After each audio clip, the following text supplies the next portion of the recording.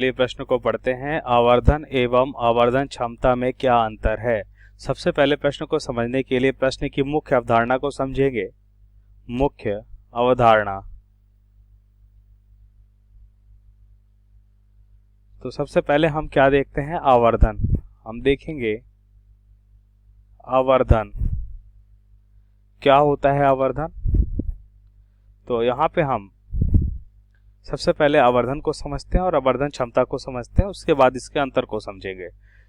तो आवर्धन क्या होता है, अगर हम क्या करते हैं, प्रतिबिंब और वस्तु के आकार का अनुपात निकालते हैं, तो जो अनुपात हमें मिल रहा होता है वह आवर्धन कहलाता है। तो यहाँ पे लिख सकते हैं कि यह क्या कहलाता है, यह प्रतिबिंब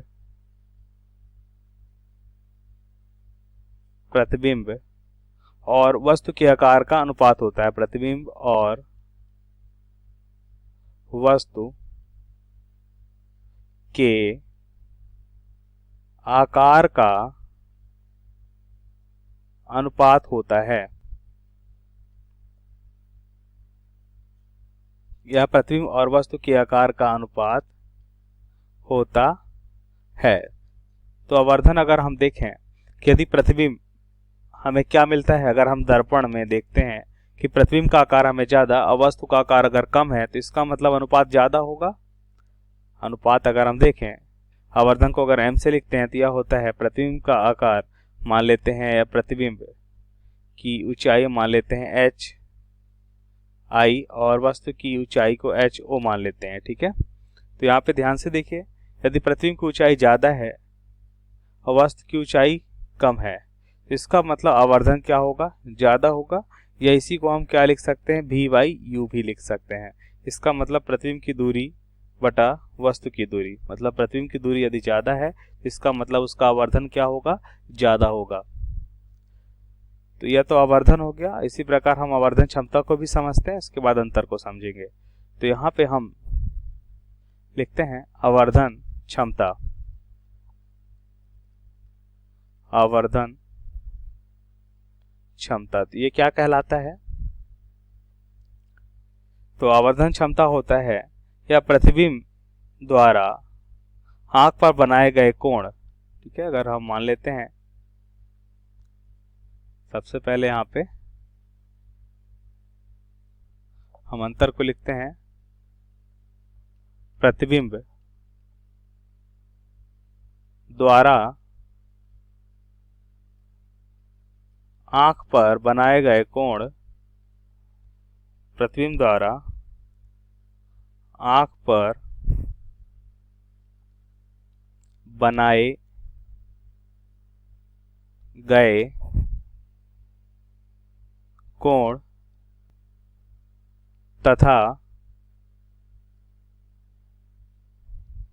वस्तु द्वारा आंखों पर बनाए गए कोण का अनुपात होता है। क्या होता है यह आवर्धन क्षमता, प्रतिबिंब द्वारा आंख पर बनाया गया कोण तथा वस्तु द्वारा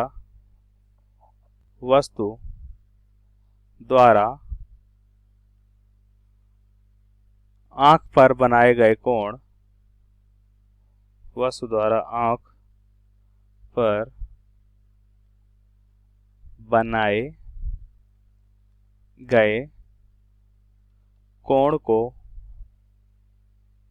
या कोणों का जो अनुपात होता है वो क्या कहलाता है, आवर्धन क्षमता कहलाता है। कोण का अनुपात होता है। तो आवर्धन क्षमता को हमने यहाँ पे समझा। अब हम प्रश्नानुसार उत्तर को समझते हैं। तो सबसे पहले यहाँ पे हम समझेंगे, यहाँ पे लिखते हैं उत्तर को। तो हम देखेंगे आवर्धन, हम मान लेते हैं बाएं भाग में आवर्धन को समझाएंगे और दाएं भाग पे आवर्धन क्षमता को, आवर्धन क्षमता को समझाएंगे। तो क्या होता है आवर्धन, हमने जैसा कि देखा प्रतिबिंब और वस्तु के जो अनुपात होता है वो क्या कहलाता है, आवर्धन कहलाता है। तो इसका मतलब ये क्या होगा, यह रैखिक आवर्धन कहलाएगा। इसका मतलब यहाँ पे लिख सकते हैं कि आवर्धन क्या होता है, या रैखिक आवर्धन है, या कैसा आवर्धन है, रैखिक आवर्धन है, क्योंकि यहाँ पे हम लंबाई की बात कर रहे हैं। यह रैखिक आवर्धन है।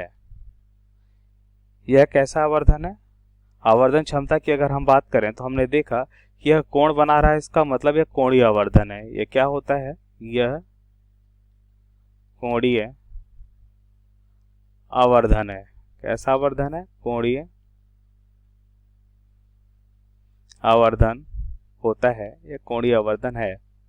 दूसरा अंतर अगर हम देखें तो हम लिख सकते हैं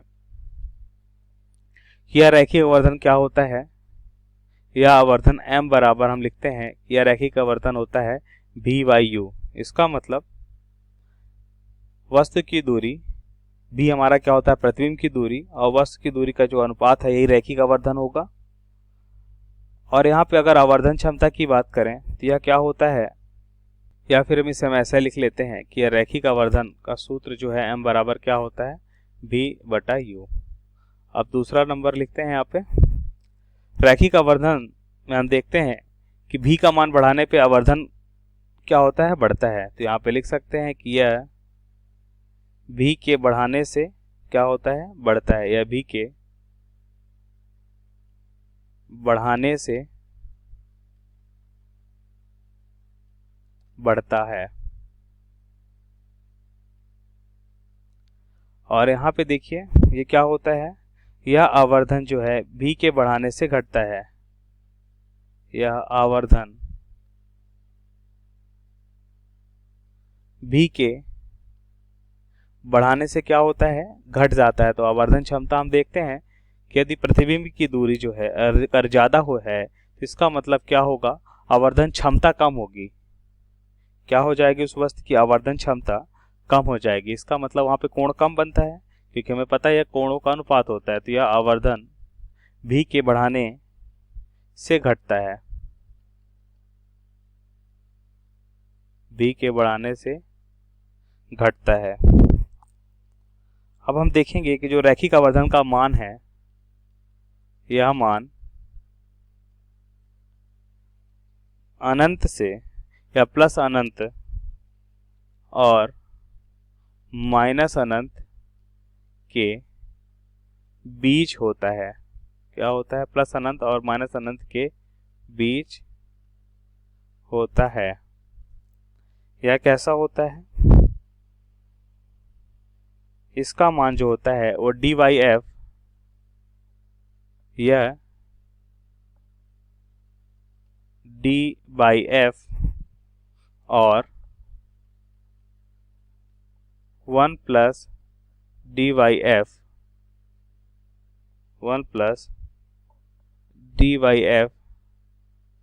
के बीच होता है। तो यहाँ पे देखिए हमने आवर्धन में देखा कि इसका जो मान है वो प्लस अनंत हो सकता है या माइनस अनंत। मतलब वस्तु बहुत बड़ी, रैखिक आवर्धन में वस्तु जो है या वस्तु का जो प्रतिबिंब है बहुत ज़्यादा हो सकता है और या बहुत कम भी हो सकता है। लेकिन रैखिक यहाँ पे हम देखते हैं आवर्धन क्षमता में हमें जो आवर्धन मिलता है वो d/f और 1 प्लस d/f के बीच मिलता है। इस d क्या होता है, यहाँ पे d होता है स्पर्श डिस्क की न्यूनतम दूरी, जिसे हम लिखते हैं d बराबर 25 सेंटीमीटर। f क्या होता है, f होता है लेंस की फोकस दूरी। हम आवर्धन क्षमता में जिस लेंस का उपयोग करते हैं उसकी फोकस दूरी होती है। तो इस तरह से हम आवर्धन क्षमता और आवर्धन को समझ सकते हैं। तो आशा करते हैं आपको समझ आया होगा। धन्यवाद।